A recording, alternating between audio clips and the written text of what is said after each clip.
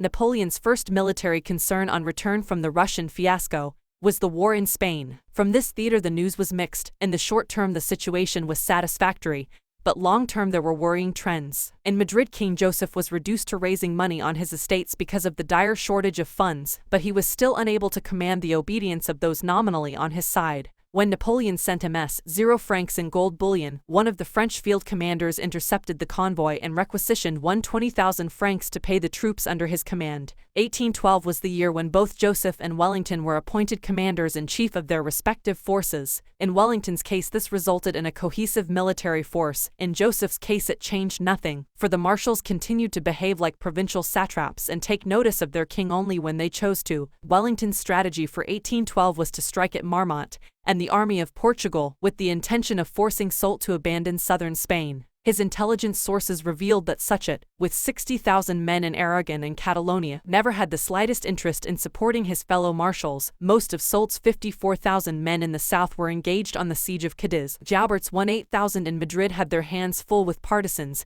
and a hostile city population, and Caffarelli's army of the north was fully occupied with keeping the Pyrenean passes open and containing the guerrillas in Navarre. By now, after Napoleon had withdrawn 30,000 men for the Russian campaign, Wellington's army was superior in numbers to any one French army. Just to make sure he would have no interference from the other marshals, he ordered all Spanish forces in the south to make a concerted effort against Soult. Suchet would be diverted by an Anglo-Neapolitan landing from Sicily, and the Royal Navy would disembark Marines for irregular warfare against Caffarelli. After his usual careful preparations, Wellington advanced with 42,000 men to besiege Ciudad Rodrigo. This time he was successful, but, after storming the town in a bloody assault, his men went berserk, burning, looting and raping wherever they went. It took until the morning after the siege for order to be restored, but London was unconcerned about war crimes and atrocities, and awarded their general an earldom and an extra £2,000 in annual pension. In March he moved on to besiege Badajoz. This proved a tough nut. The British took heavy losses, and Wellington was about to call off the siege when he heard that his men had taken the citadel on the other side of the city. After a bitter battle on 6–7 April Rate R2, the British again ran amok in an orgy of rape and drunken pillage. On the 8th of April Wellington erected a gallows and threatened to hang his men by the dozen if they did not come to order. Despite heavy casualties, Wellington had taken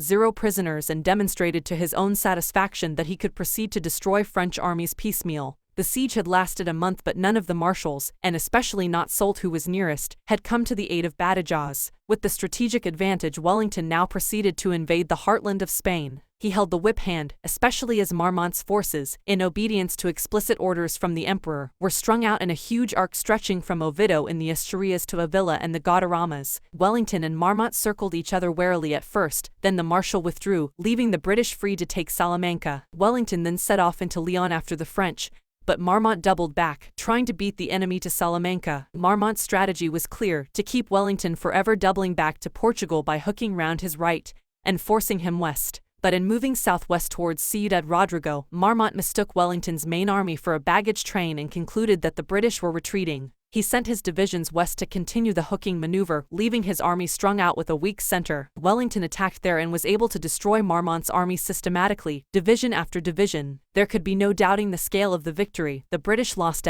0 at Salamanca, but of 48,000 French troops in the army of Portugal, 0 were casualties and 7,000 were prisoners. Once again Wellington was supremely lucky, for this was an untypical error by the talented Marmont. Nonetheless, it was a major setback for the French, and the news, reaching Napoleon just before Borodino, did nothing for the morale of the Grand Army in Russia. The army of Portugal was forced to retreat north, first to Valladolid, then to Burgos. In Madrid on the 5th of August Joseph ordered Soult to abandon Andalusia and bring his army of the south to central Spain. Wellington entered Valladolid on the 30th of July. Worried about a long supply line stretching back to Portugal, he decided to move on Madrid. Joseph fled to Toledo, and on the 12th of August Wellington entered the Spanish capital. His main fear now was that the 4 French armies might finally decide to combine, for to the south of him was Soult's army of the south en route to Valencia, to the north was Clausel's army of Portugal, and to the east, in Catalonia, Suchet's army of Catalonia. His concern was justified, for if the factionalist French had been able to combine, Wellington's position would have been supremely perilous. As it was, he decided to hit Clausel first, pursued him to Burgos and invested the city, but found that his siege train was inadequate and drew off in late October. Meanwhile, Suchet and Joseph had linked up at Valencia, prior to marching on Madrid. Outnumbered, Wellington pulled his troops out of the capital and set up a defensive line at Salamanca, ready to engage with Soult. Predictably, Soult balked at tackling the British in such well-prepared defenses, and fell back on the now tired ploy of trying to turn the British right by hooking past it to Portugal. Wellington retired to his starting place for the year, Ciudad Rodrigo, but not before his own army had given him a few nervous moments through loud grumbling at food shortages, indiscipline, looting, straggling and deserting.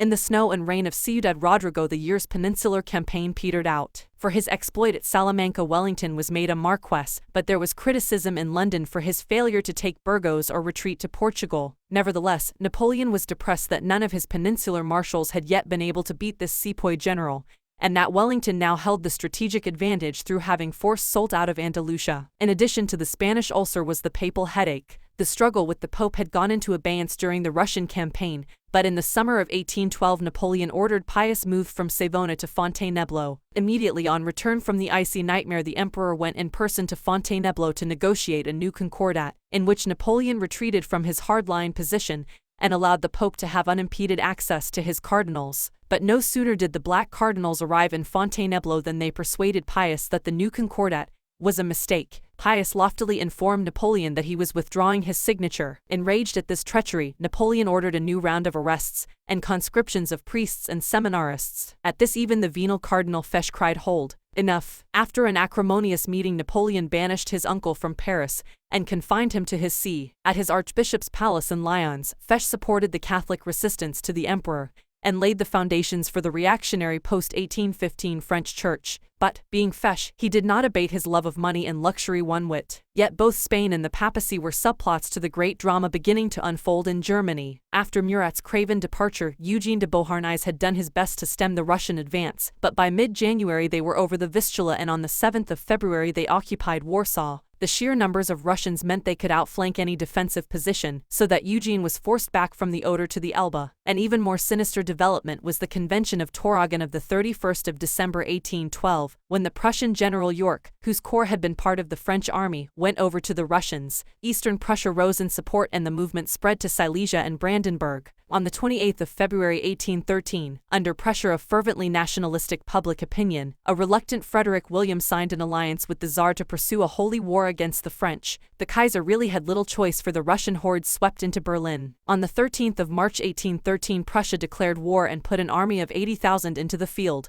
There has been much discussion about the provenance of this force, since Napoleon had previously limited numbers in the Prussian army and taken many of them to Russia with him. The explanation appears to be twofold. Napoleon had incautiously authorized the Prussians to recruit so as to make up the losses sustained in Russia. Additionally, the Prussians had over the years been secretly building up their strength by retiring large numbers of regulars each year and then training others to take their place. The new Prussian army was a more formidable instrument than the force that had failed at Jena. Motives of civic virtue and German nationalism replaced the old feudal attitude of blind obedience. Since 1000 Russians had already entered Germany, the Allied force was considerable even before the treacherous Bernadotte entered the war on their side, adding 0 Swedes. By the time Napoleon entered the field himself, Eugene was entrenched in a strong position on the Saale, having been repeatedly forced to retreat. To combat this menacing build-up, Napoleon had to ask the French people for more sacrifices, more taxes and more manpower. 1813 was the year when he decisively lost the support of the two pillars of his regime, the notables and the peasantry. Napoleon tried to curry favor with the peasantry by putting up more common land for sale, but the recent recession meant the peasants had no money with which to buy it. As for the notables, the last straw for them was the Senatus Consultum of the 3rd of April Rate R3, which raised guards of honor from the sons of all rich and noble families in the empire. Each son had to arm and equip his troop, and anyone without a valid reason for avoiding military service had to pay a heavy tax. The response was patchy, with some noble sons serving and others resisting, but the main effect was to irritate both the notables themselves and the officer corps in the regular army,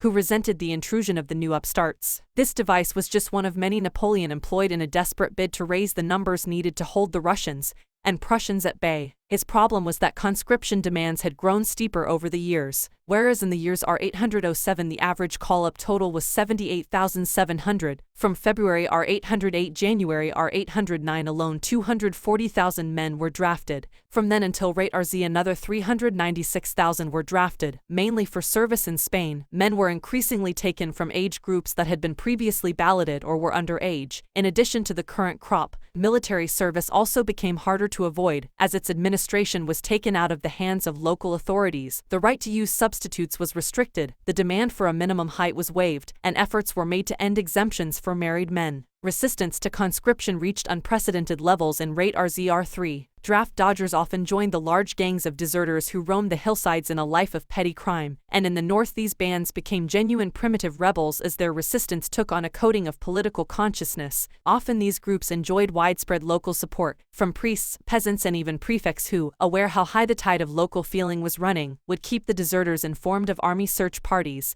In some departments evasion and desertion was at epidemic level, and there was a departmental instance of a levy of R600 men where R0 decamped. The families of those who had taken to the hills to evade service were punished by hefty fines or by having troops billeted on them, while more and more troops were sent to scour the countryside for the estimated 139,000 missing draftees. The attitude to the draft in rate R3 showed just how low French morale had sunk. Those who served did so in an attitude of sullen resignation, but many others inflicted terrible injuries on themselves to avoid call-up. The married man's exemption was widely abused, with youths of 17 marrying 90-year-olds to achieve the cherished status. All kinds of tricks were used to avoid being given a clean bill of health. Teeth were pulled or made to decay by using acid or chewing incense. Some men blistered themselves and then dressed the sores with water and arsenic to make them incurable. Others gave themselves hernias and applied corrosive acid to their genitals. Napoleon retaliated by calling up the class of rate Q a year early, by a systematic sweep to find the draft dodgers of earlier years and by transferring 80,000 National Guardsmen to the army. Once again the emperor discovered the difference between paper numbers and reality, for it turned out that only 4/5 of the notional strength of the National Guard existed.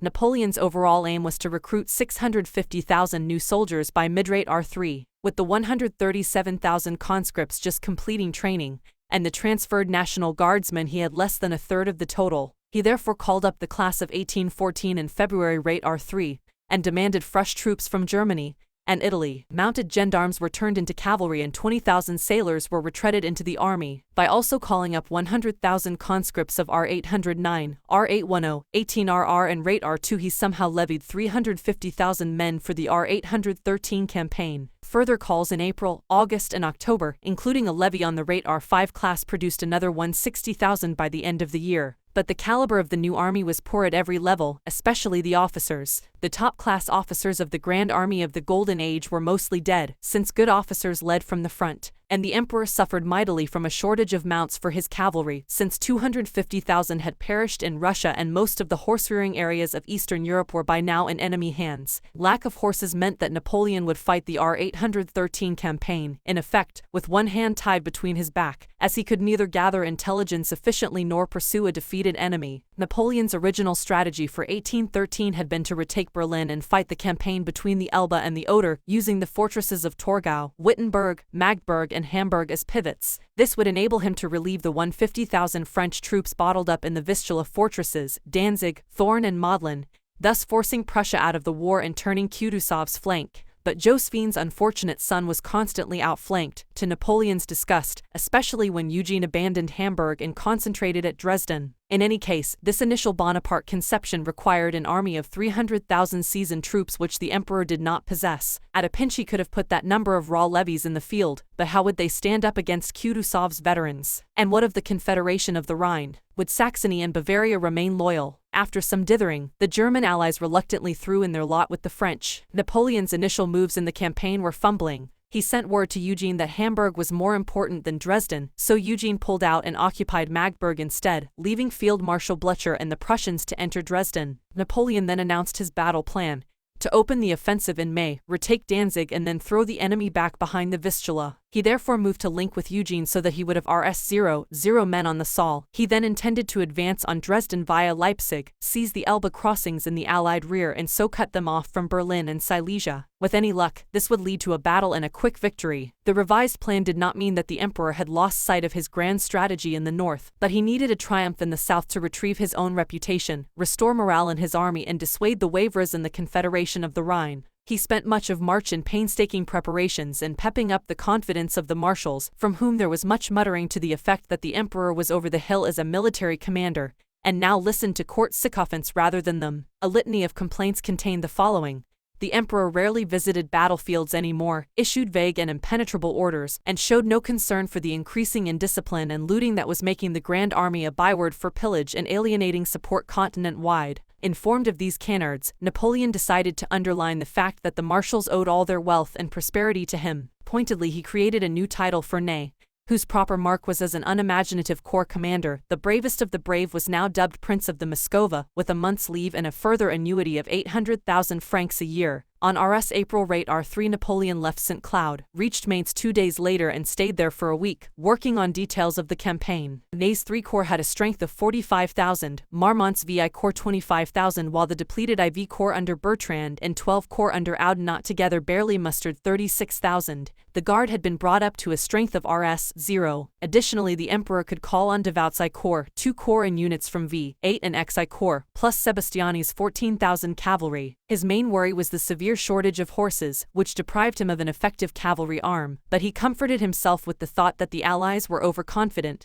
and could probably be gulled into a battle. After all, was it not Russian veterans against raw French recruits? Napoleon therefore set out for Leipzig with a 200,000-strong army, and was at Erfurt on the 25th. Heavy fighting began almost immediately, culminating in a French victory at Weissenfeld on Yme, in which Marshal Bessières was killed. This was a severe blow to the emperor. Bessières had been his comrade since I-796 and was one of the few marshals who could follow orders. Bessières was widely unpopular in the army for having persuaded the emperor not to send in the guard at Borodino, but Napoleon felt his loss keenly. Bessières lived like Bayard, he died like Turenne. But Weissenfeld was simply the overture to a much more savage battle at Lutzen next day, when Napoleon tested the mettle of his new army against the Russian veterans under Wittgenstein. The battle was something of a textbook Bonaparte affair. Ney was ordered to occupy the town of Lutzen with 3 corps while the rest of the army scythed through the Russian left. Predictably, Ney neglected to send out patrols, so the Allied commander Wittgenstein took the bait and sent the Prussians forward to wipe out what he thought was a single infantry brigade. Fierce combat began at around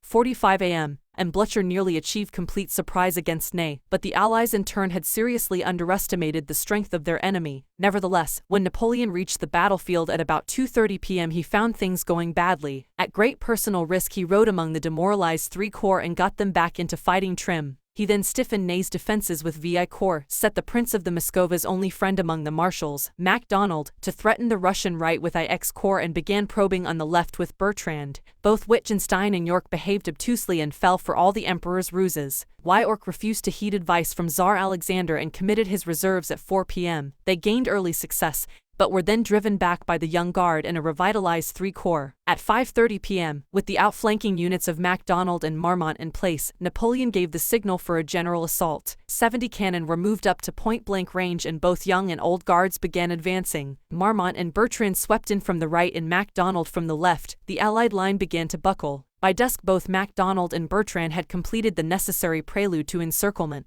but night fell and the French lack of horses really showed itself when shortage of cavalry prevented a decisive victory. With sufficient horse and 2 more hours of daylight, Napoleon might finally have had his canny-style victory. The Allies were severely shaken and spoke of retiring to the Oder or even the Vistula. In terms of casualties, honors were even at 20,000 apiece, but Lutzen decisively salvaged the emperor's reputation. The battle revealed him at the top of his form, brilliant in foresight and anticipation of enemy movements. In contrast to the Russian campaign, his orders were lucid, succinct and economical. Napoleon, however, soon showed that he was not really the force of yore. He was depressed, justifiably, by the gap evident between his own talents and those of his mediocre corps commanders whose deficiencies, as he saw it, had prevented total victory. Once again he defended himself against critics who said that he should have sent in the guard in the early evening to deal the coup de grace. Unexpectedly, it was the quality of the Prussians, rather than the Russians, which had most impressed him. "These animals have learned something," he remarked. It was also observable, particularly as the warfare of 1813 in Germany became protracted, that Napoleon was often fatigued and frequently ill, especially after battles, and even fell asleep at crucial moments. The Allies withdrew to Bautzen,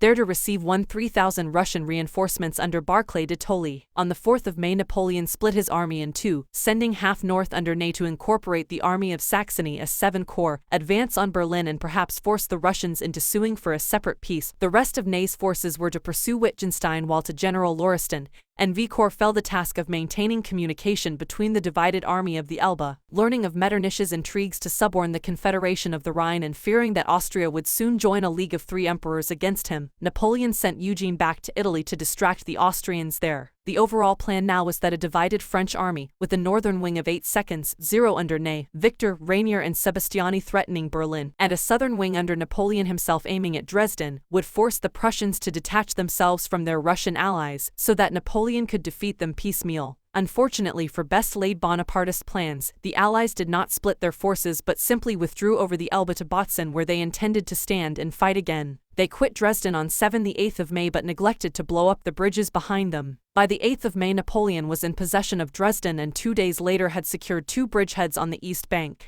Welcome news arrived that Eugene, before his departure, had badly mauled the Prussian rearguard at Colditz on the 5th of May. Most encouraging of all developments was that the King of Saxony had been forced off his perch and had committed fresh troops to the French army. Napoleon now set to work to devise a master plan that would suddenly unite the 2 wings of his army in a lightning stroke and pulverize the enemy. Having sent orders to Ney to mask Berlin and send part of his force south hidden from the enemy, Napoleon advanced across the Elbe. The Allies were slightly inferior numerically but had more seasoned manpower and a good defensive position, with the River Spree in front of them. Napoleon was trading on the confidence his enemy presumably felt to bring off a spectacular victory of the Austerlitz kind. His battle plan was a strategic conception based on Alexander the Great's envelopment of the Persian flank at Gaugamela in 33-1 BC. He would begin by pinning the enemy, gradually committing more and more units in the center. Ney meanwhile would proceed south by forced marches, ready to appear in the Allied rear and fall on the right flank. Once the Emperor was convinced that all enemy reserves had been drawn into the frontal engagement, the outflanking force would attack, forcing their opponents to switch forces from the center to deal with the new threat.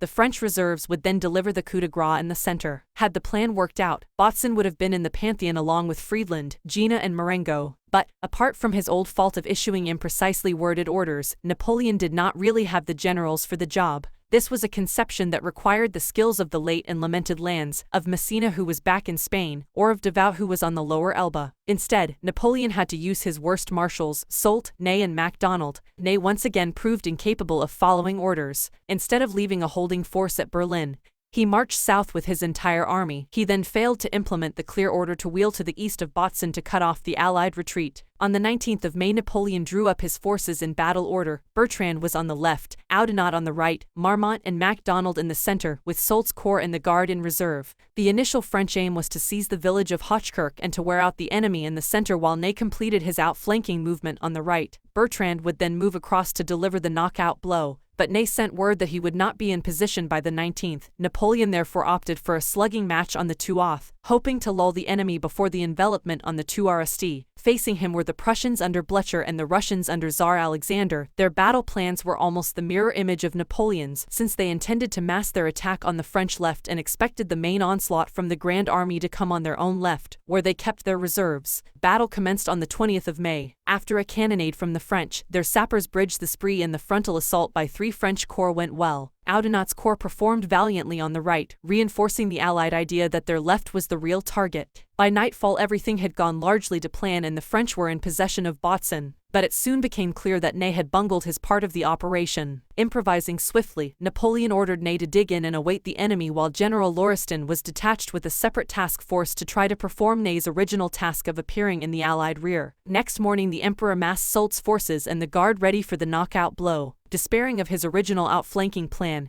He now intended to punch right through the center while holding on the flanks, in effect substituting Marlborough's tactics at Blenheim for Alexander's at Gaugamela. On the right, Oudinot's conquering heroes of the two off began to come under increasingly heavy pressure from the Allied left. Oudinot appealed for reinforcements, but Napoleon told him to hold until 3 p.m., noting that as the enemy sent more and more units after the slowly retreating Marshal, they thinned their center. At 2 p.m. he ordered Soult and his Z00 men of IV Corps forward for the masterstroke in the center. IV Corps fought its way onto Botzen Plateau, but then the assault faltered and gradually petered out. There were three main reasons. The Russians fought with all the tenacity of men determined not to be outdone by the new-look Prussians. Blücher spotted the danger and pulled back some of the units pursuing Oudinot, and Napoleon could not get his artillery forward because of the lack of horses. By late afternoon the two centers had fought each other to stalemate, and Oudinot was still being pressed hard. The emperor asked himself the question he had often asked in the past, and would again in the future: what is Ney doing? The answer was that since IAM, Ney had been bogged down in a pointless fight for Praditz village. Apparently unable to understand the import of the emperor's commands, Ney failed to see that he should simply have masked the village and pressed on into the enemy rear. Instead he insisted on costly attacks against the well-defended village, all of them repulsed. To make matters worse, his retreating troops collided with Lauriston's men, making even more hopeless the idea of outflanking the Allied army. Even when he finally managed to take Praditz, Ney compounded his previous errors by attacking Blücher head-on instead of maneuvering behind him and forcing a Prussian withdrawal. The struggle in the center was bloody and protracted, and the emperor was again cast down by the fanatical fighting spirit of both Russians and Prussians. By 5 p.m. Oudinot had regained the initiative on the right, but both he and Soult were making very slow progress against a determined resistance. The Prussians were still holding Ney easily when the center at last began to buckle, principally because the exhausted Russians were running low on ammunition. Finally, sensing a definite weakening in the enemy pulse, Napoleon sent in the Guard. At this the Allies ordered a general retreat but were able to withdraw in good order with all guns thanks to the bungling of Ney and Lauriston. Around Rho p.m. that evening a violent thunderstorm ended the perfunctory French attempt at pursuit. Both sides had lost about 20,000 men. The difference was that the Allies could afford to absorb these losses and the French could not. On points Napoleon had won another clear victory, but he could not fail to be cast down when he considered what might have been. Incompetent staff work, Ney's stupidity, Lauriston's slowness, a poor supply system and some indiscipline in the ranks had contributed to the disappointing outcome, and malcontents whispered that the emperor had been forced to send in his beloved Guard to win even a limited victory. But the most important factor in Napoleon's failure to achieve another Austerlitz was his shortage of horses, and this was a factor over which he had no control and which remained to plague him in the future. In his dejection he was not to know that the Allied commanders were beginning to lose confidence, as they realized the ogre was still a force to be reckoned with. On the 22nd of May the Grand Army began a slow pursuit. Their wounded quarry showed how dangerous it still was during a violent clash at Reichenbach, where Napoleon lost a comrade even more dear to him than Bessieres. A cannonball ricocheted off a tree trunk, hit Duroc in the stomach, tore open his belly and spilled out his intestines in a gory mess over uniform, saddle and horse. Duroc was helped into a tent, where surgeons quickly concluded they could do nothing for him. Napoleon came to see his favorite friend as he lay dying. Duroc apologized to the emperor for not being able to serve him further, asked him to be a father to his daughter, and then requested him to withdraw so that he was not present at the moment of death. Napoleon's grief at the death of his friend was like that of Alexander the Great for Hephaestion, or Achilles for Patroclus, but the inference of homosexuality is unjustified. Those, like Sir Richard Burton, who claim Napoleon as a bisexual emperor, make unreasonably great play of the intense friendship with Duroc, but it is true that in some ways Napoleon never recovered from this loss. It may well be that the balance of his mind at this juncture affected the entire course of the 1813 campaign, for the grief-stricken emperor called off the pursuit, allowing the bickering allies to fall back in disarray to Silesia. Although Napoleon now held most of the trumps, especially when Devout captured Hamburg, he gratefully accepted an offer of mediation from Austria. An armistice was signed at Pleschwitz on the 2nd of June, which had the effect of suspending the conflict for 2 months. Unaware of Metternich's intense animosity, Napoleon naively thought that his naming Marie-Louise regent would guarantee Austrian neutrality. In fact, the Machiavellian Metternich was determined to bring Austria into the war, but needed a breathing space in which his dejected military partners could recover their spirits. Although Napoleon has been severely criticized for falling into his enemy's trap by accepting the armistice, there were rational grounds for his decision. His army was already exhausted and had sustained 25,000 more casualties than the enemy in the campaign as a whole. There were 90,000 men on the sick list and desertion had reached epidemic proportions. Additionally, ammunition and supplies were scarce because of raids on lines of communication by Cossacks and German partisans, but, crucially, he lacked a good intelligence network, so did not realize the Allies were in a desperate position. After Bautzen there was acrimonious recrimination between Russians and Prussians. On the Russian side, Wittgenstein resigned, to be replaced by Barclay de Tolly, who withdrew to Silesia. With enough horses to equip proper reconnaissance parties in cavalry pursuit, Napoleon would already have won total victory. This became clear when Oudenaut's advance on Berlin ground to a halt because he had not enough horsemen to keep the harrying Cossacks at bay. Each side regarded the armistice as a mere lull, each pinning hopes on Austria. It was clear that neither side could score a complete victory without the Habsburgs. Everything hinged on whether Austria would be most swayed by the matrimonial alliance with France or by the desire for revenge for humiliations extending from 1796 to 1809. This was the moment when Metternich came forward as mediator. On certain terms, Prussia was to be restored, the Confederacy of the Rhine dissolved, and France restricted to the natural frontiers. Napoleon was to release Austria from any political or military obligations so that she could be an honest broker, and Prussia and Russia were to appoint Metternich sole agent, so that there was no possibility of a separately negotiated backstairs peace with France by either of them. Napoleon agreed to recognize Metternich as mediator, and to hold talks about talks to resolve the substantive issues. One of the most famous meetings in history took place in the map room of the Mercolini Palace in Dresden on 6 June, where the French emperor made his base from the 9th of June to the 10th of July. But the Dresden conclave, where Metternich confronted the ogre he so detested, was never a serious peace conference. Metternich went to the meeting in full cynicism, determined to buy time while Austria mobilized and the Prussians and Russians licked their wounds. Assured by his spies, including Talleyrand, that the French notables would accept the natural frontiers, and knowing that Austria was committed to enter the war on the Allied side if French agreement to peace proposals was not received by the 10th of August, Metternich was confident that he held all the trumps. This most famous of meetings lasted from around noon to shortly after 8:30 p.m. There are two versions of the 9-hour Dresden Conference, one from Metternich, the other from Napoleon. Both show the meeting as tempestuous and emotional. It was on this occasion that Napoleon made his famous weary remark, that even if he defeated the kings of Austria and Prussia 20 times, they would still keep their thrones, whereas he needed the momentum of constant victory to survive at all. Metternich reported Napoleon's words thus: "My reign will not outlast the day when I have ceased to be strong and therefore to be feared.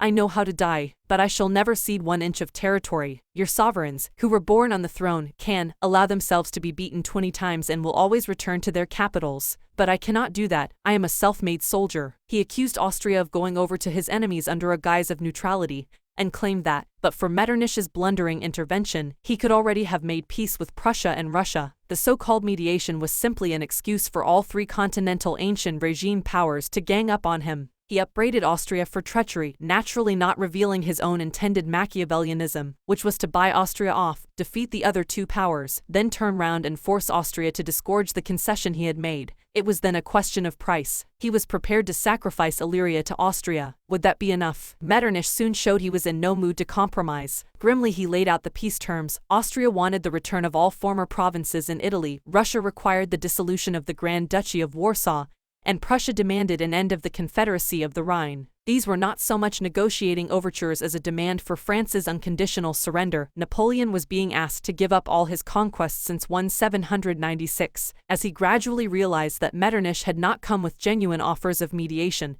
but simply to hold a gun to his head. The emperor became more and more angry, and it is in this context that we should read the supposedly unbalanced behavior Metternich presents in his memoir as having occurred spontaneously. There is a circumstantial ring of truth about Metternich's narrative, but it is partial. It omits the provocation and the atmosphere of treachery that induced Napoleon's outbursts. Napoleon asked how he could possibly be expected to accept such ludicrous terms after just winning 2 victories. He spoke of the martial tradition of the Grand Army. Metternich replied, "I have seen your soldiers. They are no more than children." Then came the 3-cornered hat incident. According to Metternich, Napoleon threw it into a corner of the room in a rage. According to Napoleon, it fell to the ground.